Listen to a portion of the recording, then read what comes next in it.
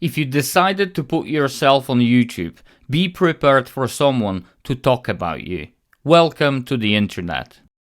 Not much to add really, there are people who can handle constructive criticism well, and there are people who simply don't. So let's not cause any more emotional damage and focus on people who might appreciate the additional attention. So today, 3 smaller channels that deserve more attention than they're actually getting. All 3 projects are Bandsaw builds, a tool I use constantly, but not give enough spotlight on this channel. Time to change that. So without further ado, let's get it done. Starting simple, a bandsaw scoop from a channel called Industrial Comfort. Something I will personally never find a use for, but a brilliant way to use up those scraps lying around the workshop. Link to the original tutorial is in the description, so you can follow someone who actually knows what they're doing, unlike what you're about to witness. Worth mentioning that I'm working with what can only be described as the children's version of a bandsaw. Maximum clearance of 80mm or 3¼ inches. Size doesn't matter that much apparently, that's what they keep telling me anyways. Glue up those precise cuts, eliminate any visible gaps, clamp it beautifully and leave it to dry. A whole day in the real world, a place I've heard great things about. Here it's roughly 3 seconds because apparently time works differently on this channel. Time to shape the scoop handle, and I apologize in advance if mine ends up looking like a bit of a bone. First time doing this, learning as we go, making it up together in real time. Some might call it a win-win. Those people are very generous. This is not a Parkside sponsorship or collaboration of any kind. They've stopped responding to me a while back actually. I'd rather not get into details of why. Handle is coming along nicely, but the front currently looks like something you'd find in a coal mine. Shaping that next, and I can't promise it'll look better afterwards, but I'll promise I'll try. This video has a lot of sanding. I'm not going to pretend otherwise. I have however mixed things up by using the sander both right way up and upside down, which is basically innovation at this point. All while maintaining the focused professional expression this masterpiece clearly deserves. Yes, I know, not exactly my best work. First bandsaw project today, so the only direction is up from here, which is reassuring for everybody involved. Hardwood would be strongly recommended if you're attempting this yourself.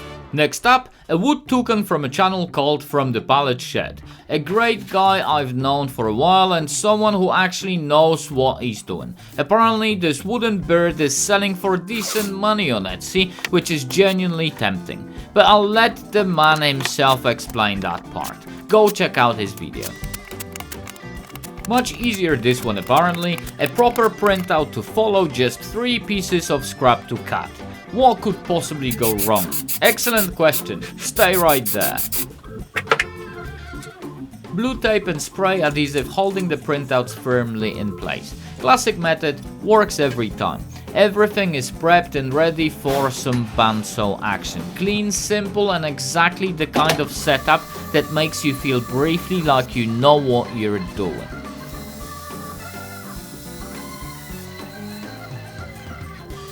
How many angles of the same action is too many? Wrong question. Think of a number, multiply it by 100 and you're getting close. By the time we're done, you will know this bandsaw better than the engineer who actually drew the blueprints.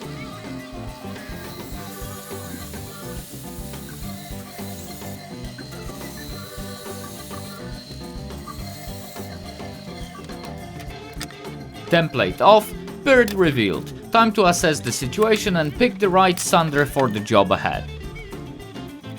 Due to some significant operator error, we are going straight to the upside down belt sander and a dust mask. Reasonably flattened, reasonably shaped, close enough, we're moving to the glue up. easiest part of the whole build, and frankly, it's about time something was. Pin nailer holding everything in place, because after today's performance, surprises are the last thing anyone needs.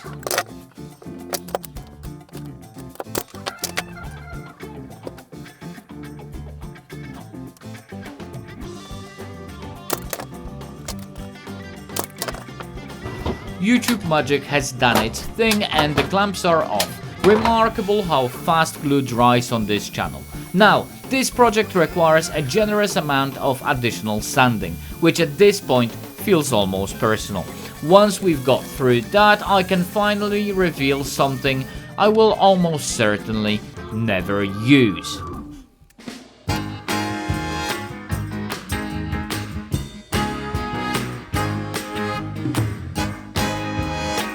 Genuinely no idea what this is about, but if it sells, I'm not arguing with anyone.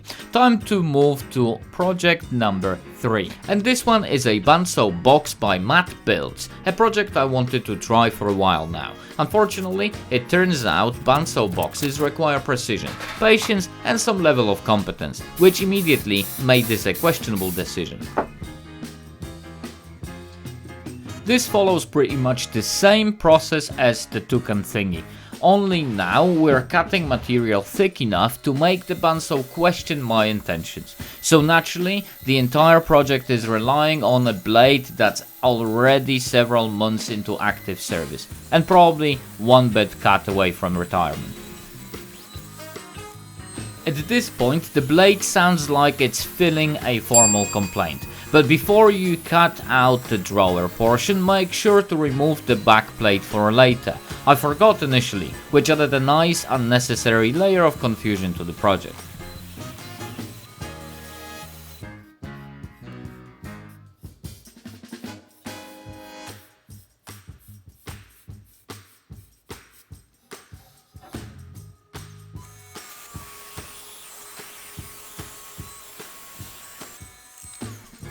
Turns out, keeping the arches nice and smooth gives you a much better looking drawer overall. Sadly, this revelation arrived slightly too late, somewhere around the moment I'd already removed half of what should probably still be there. Thankfully, our standards remain professionally low around here, and close enough is good enough continues to carry the entire operation. So after enough sanding, this should almost look intentional, and we can finally start gluing it together.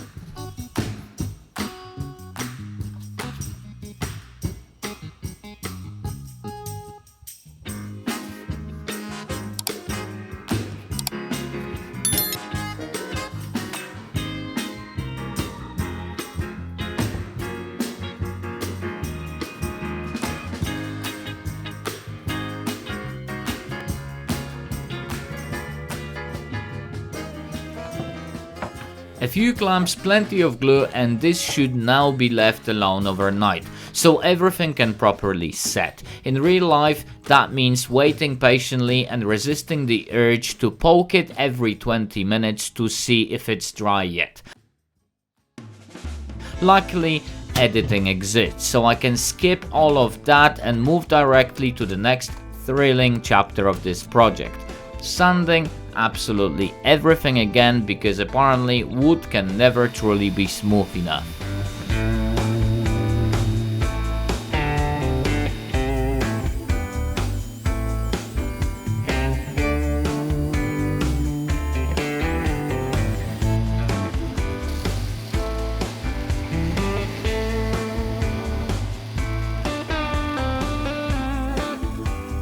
Alright, final touch, just a simple little handle to complete this piece. We're keeping expectations realistic here, so super glue will be doing most of the heavy lifting. Ideally, it should stay attached for at least another 15 minutes, which is more than enough time for me to record the final result and pretend this entire project went smoothly from start to finish.